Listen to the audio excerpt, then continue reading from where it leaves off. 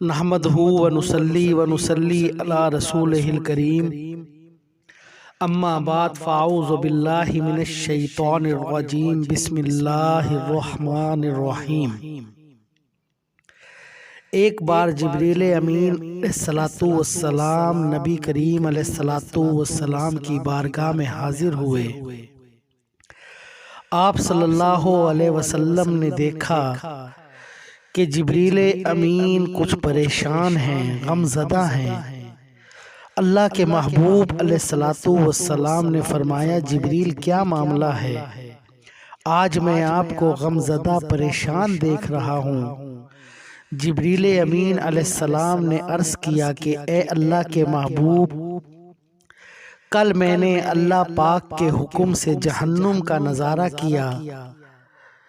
اس کو دیکھنے کے بعد میں غمزدہ ہوں، پریشان ہوں۔ نبی کریم علیہ السلام نے فرمایا، جبریل مجھے بھی جہنم کے حالات بتاؤ۔ جبریل امین علیہ السلام نے عرض کیا، یا رسول اللہ، یا حبیب اللہ، جہنم کے کل 7 درجے ہیں۔ ان میں سے جو سب سے نیچے والا درجہ ہوگا، اللہ رب العزت اس میں منافقوں کو ڈالے گا۔ اس سے اوپر والے درجے یعنی 6 درجے میں اللہ رب العزت مشرکوں کو ڈالیں گے۔ اس سے اوپر والے درجے یعنی 5ویں درجے میں اللہ رب العزت سورج اور چاند کی پوجا کرنے والوں کو ڈالیں گے۔ 4تھے درجے میں اللہ رب العزت آتش پرست لوگوں کو ڈالیں گے جو آگ کی پوجا کرتے ہیں۔ 3رے درجے میں اللہ رب العزت یہود و نصارہ کو ڈالیں گے۔ 2 درجے میں اللہ رب العزت عیسائیوں کو ڈالیں گے۔ یہ کہہ کر جبریل امین خاموش ہو گئے تو نبی کریم علیہ السلام نے فرمایا، جبریل آپ خاموش کیوں ہو گئے؟ مجھے بتاؤ پہلے درجے میں کون ہوگا؟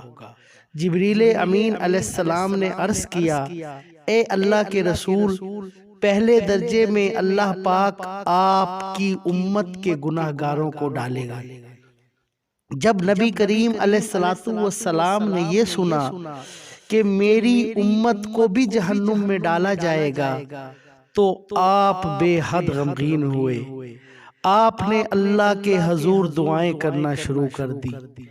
روایات کے اندر آتا ہے کہ 3 دن ایسے گزرے کہ اللہ کے محبوب مسجد میں نماز پڑھنے کے لیے تشریف لاتے، نماز پڑھنے کے بعد اپنے حجرے میں تشریف لے جاتے اور دروازہ بند کر کے اللہ کے حضور رو رو کے فریاد کرتے۔ صحابہ حیران تھے کہ نبی کریم علیہ السلام پر یہ کیسی کیفیت طاری ہوئی ہے۔ مسجد سے حجرے میں جاتے ہیں، گھر بھی تشریف لے کر نہیں جاتے۔ جب 3را دن ہوا تو سیدنا ابو بکر صدیق سے رہا نہ گیا۔ وہ دروازے پہ آئے، دستک دی، سلام کیا، لیکن اندر سے سلام کا جواب نہ آیا۔ آپ روتے ہوئے سیدنا عمر فاروق رضی اللہ تعالی عنہ کے پاس آئے۔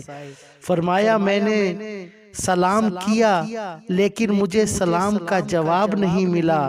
آپ جائیں، آپ کو ہو سکتا ہے سلام کا جواب مل جائے۔ آپ گئے تو آپ نے بھی 3 مرتبہ سلام کیا لیکن کوئی جواب نہ آیا۔ حضرت عمر فاروق رضی اللہ تعالی عنہ نے حضرت سلیمان فارسی رضی اللہ تعالی عنہ کو بھیجا، لیکن پھر بھی سلام کا کوئی جواب نہ آیا۔ حضرت سلیمان فارسی رضی اللہ تعالی عنہ نے اس واقعے کا تذکرہ حضرت علی رضی اللہ تعالی عنہ سے کیا۔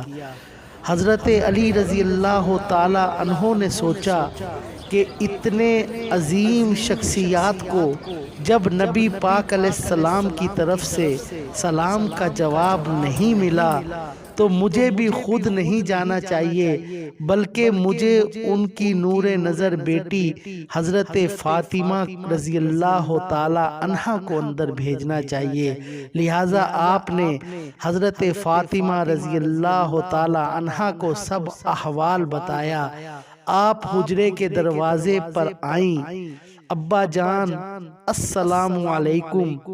بیٹی کی آواز سن کے محبوب کائنات اللہ کے محبوب اٹھے اور دروازہ کھولا، سلام کا جواب دیا۔ ابا جان آپ پر یہ کیا کیفیت ہے؟ 3 دن سے آپ یہاں تشریف فرما ہیں۔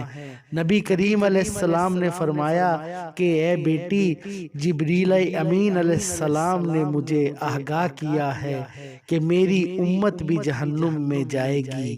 فاطمہ بیٹی، مجھے اپنے امت کے گنہ گاروں کا غم کھائے جا رہا ہے۔